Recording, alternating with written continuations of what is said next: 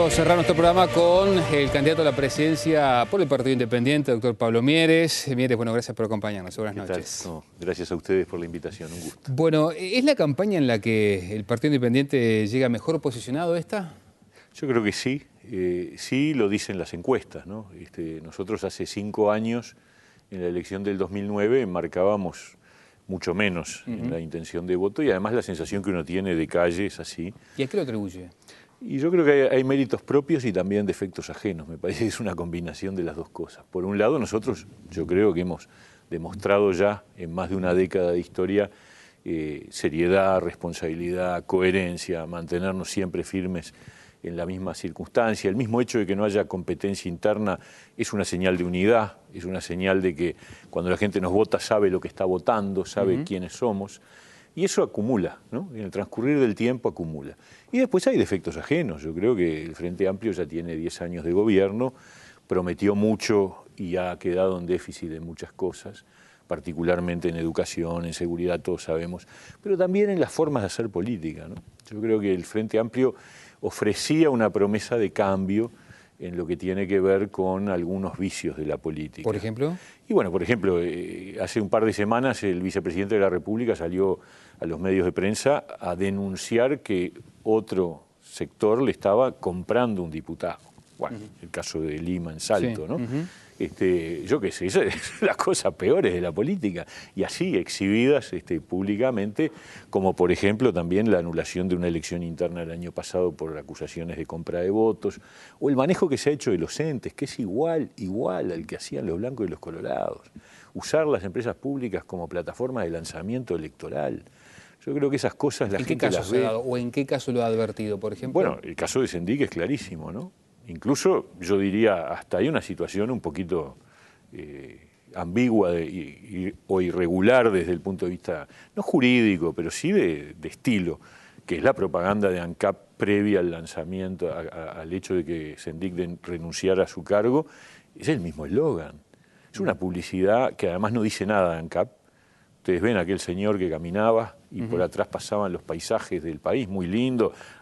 Una producción súper espectacular, seguramente salió unos buenos mangos, y terminaba diciendo ANCAP, el país que queremos.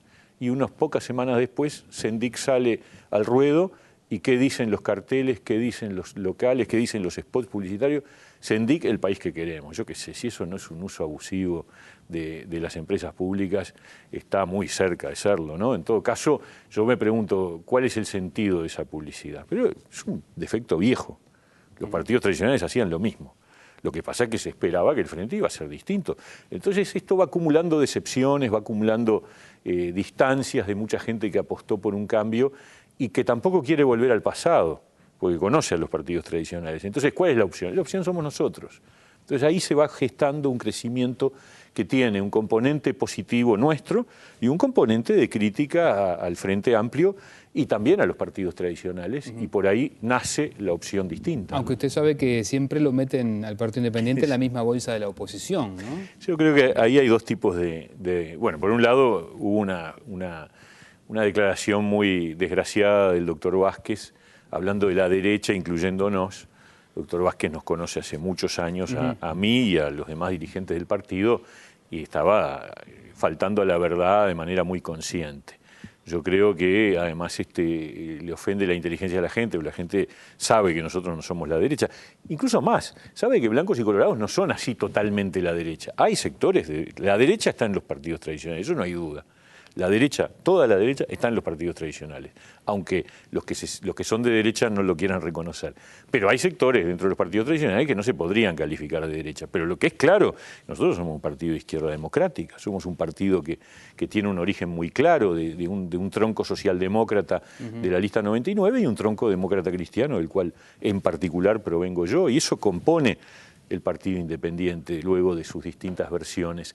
Y después los analistas, que, claro, cuando hablan de oposición, cuando estamos lejos de tiempos electorales, decir gobierno, oposición, bueno, vaya y pase, pero cuando estamos en tiempos electorales y se evalúa en términos de cuántos votos va a tener unos y otros, meternos en la misma bolsa es un grave error.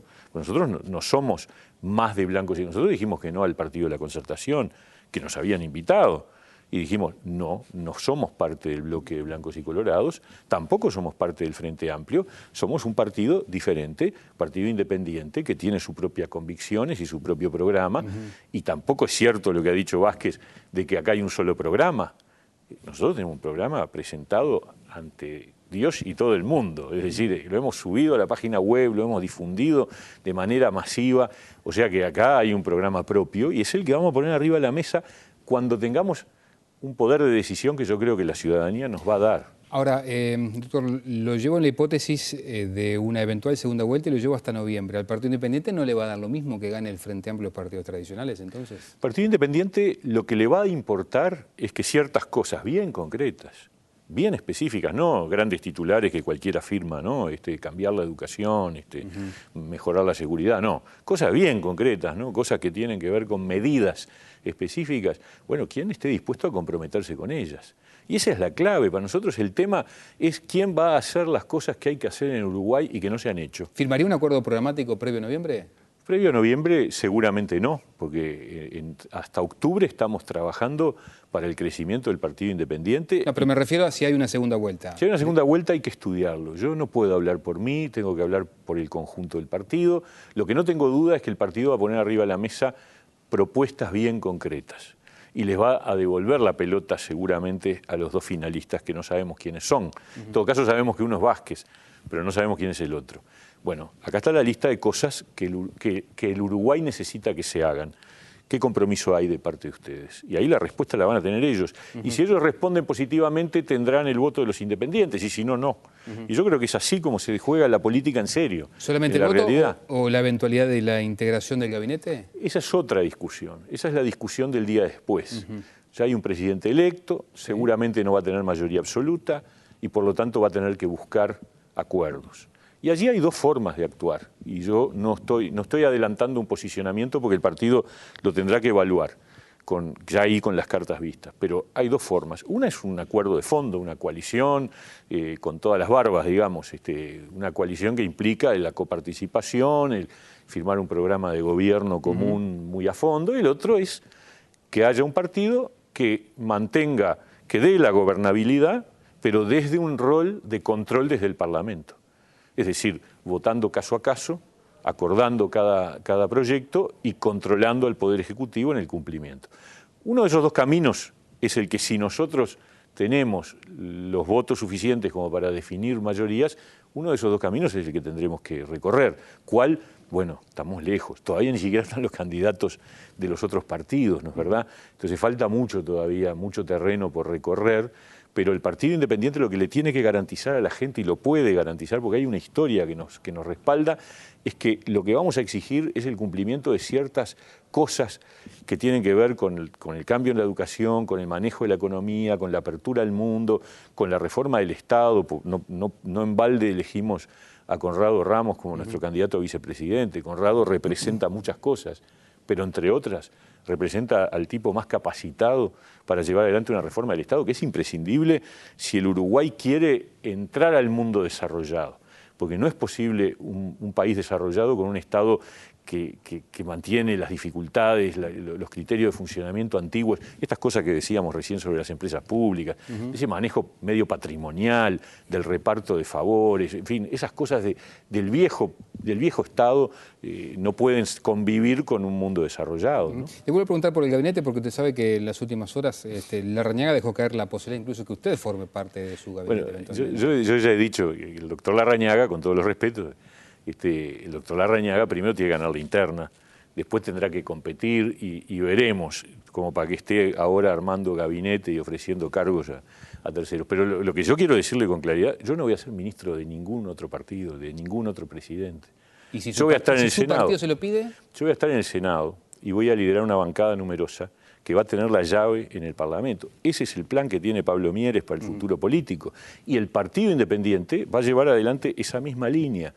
Y después, y la discusión sobre la participación eventual en un acuerdo es una cuestión, como decíamos hace un rato, que tendremos que analizar en su momento. ¿Pero si su partido se lo pide? No, mi proyecto político es ser senador, que lo vamos a hacer, y vamos a tener una bancada parlamentaria muy numerosa. Cuando usted recién cuestionaba los gastos en publicidad, de alguna manera me acordaba que Bordaberry de alguna manera piensa lo mismo o hace los mismos cuestionamientos. Ahí hay una coincidencia con Bordaberry. Está bien. Alguna tiene que haber. Bueno, pero donde no hay coincidencia, por ejemplo, en algunas críticas que usted le ha hecho a propósito de sus dichos sobre la Iglesia. Usted dijo que era conservador, elitista, intolerante. Sí. Ella ha hecho algunas precisiones. Dijo que no quería entrar en polémica, pero aquí cuando la entrevistamos hace algunos días, recordaba el siguiente episodio que se lo queremos mostrar ahora. ¿Cómo no?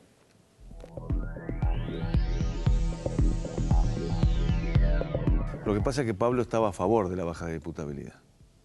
Y un día tuvimos un debate donde él, evidentemente y legítimamente, cambió de posición, pero empezó a atacarme diciendo que esto era asustar a la gente. Yo le saqué las declaraciones que él hizo en Flores hace unos años, cuando llegó justo un menor, había matado a un comerciante, y él dijo que hay que bajar la imputabilidad en ese momento. Entonces, y de ese día me persigue con este tema, pero bueno, él tiene su opinión, yo la mía. ¿Lo estaba persiguiendo Bordaberry? No dije eso exactamente, dije que había que estudiarlo. Nunca terminé de confirmar eso y después, obviamente, tuve una posición. Pero sobre los cambios de posiciones, a mí me gustaría debatir con Bordaberry. ¿Por qué lo dicen? Y porque Bordaberry, por ejemplo, dice, yo no sé, pero dice que en el plebiscito del 80 votó en blanco. Plebiscito del 80, ¿eh? Estamos hablando del proyecto dictatorial versus la democracia. Yo no lo vi en ninguna manifestación peleando por el retorno a la democracia al doctor Bordaberry.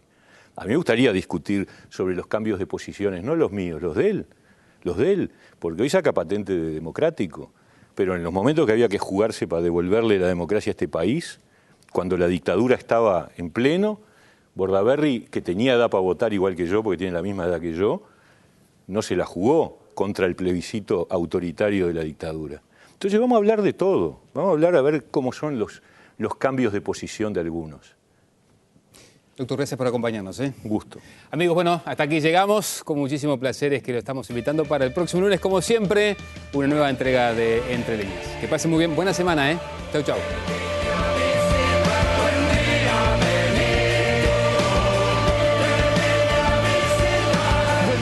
Benito, ¿te acordás de mí? Soy aquel que jugaba contigo en el jardín.